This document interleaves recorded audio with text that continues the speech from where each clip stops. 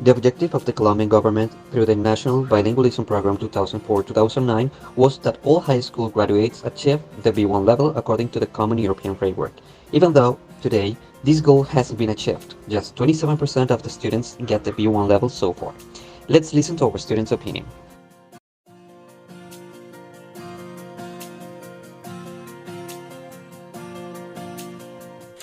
Most difficult thing of learning English could be that not all my partners have the same level, so maybe we can find on that. Other thing could be the school activities, because I can't focus always on English. I have to focus on math, geography, and other things. And the last one could be that maybe I forgot the English, so I put my mind in other things, and I don't practice, and I lose the interest on this thing. I think, speaking from the perspective of someone whose mother tongue is Spanish, one of the hardest things about learning English is all these new sounds that are like part of it and that your tongue is not used to make like commonly. It takes time and practice to master the pronunciation. Additionally, another thing that is pretty hard sometimes is all the idioms and expressions that you don't learn in textbooks. You just learn them by talking to native people and like diving into the single word. That's a good question. It depends from person to person and the skills of each of those individuals. In my case, it's listening and the confidence as whether I'll get it right or I'll get it wrong.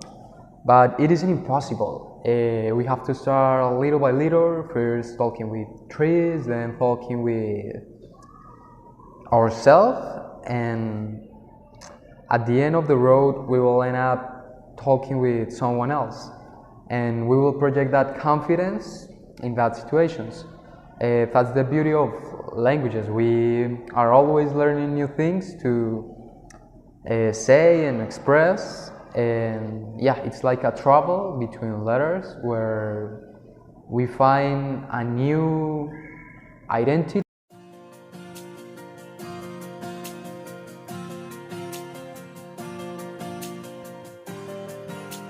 So I believe that the key is consistency. I mean, you have to practice every day, even if it's just a little. From experience, I learned a lot watching movies and watching everything in English, listening to songs.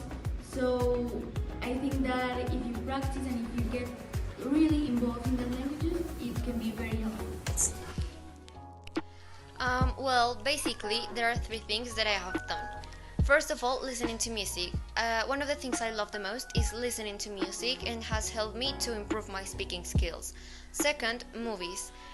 As one of my hobbies, it has helped me to see English in a more natural way, as well as to work on my listening skills. And finally, in my free time, I like to see interviews of my favorite celebrities from different countries, and these have helped me to learn vocabulary in context. Well, personally, I really like reading. It's a hobby of mine, something that I enjoy and something that I dedicate a lot of time to.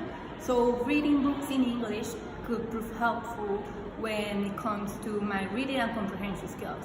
Talking about the speaking part, school is really helpful because here at La Enseñanza, we students are required to speak English at all times when we are in English class, even when we are asking something, even when we want to talk to our friends for everything. So school is really helpful. And even I could talk English to myself at home. It's not that difficult. And lastly, for my listening, I feel that what I can do to improve my listening is watching TV shows and shows in English, movies as well, but without the subtitles, because that way I can actually improve my listening and not read the subtitles.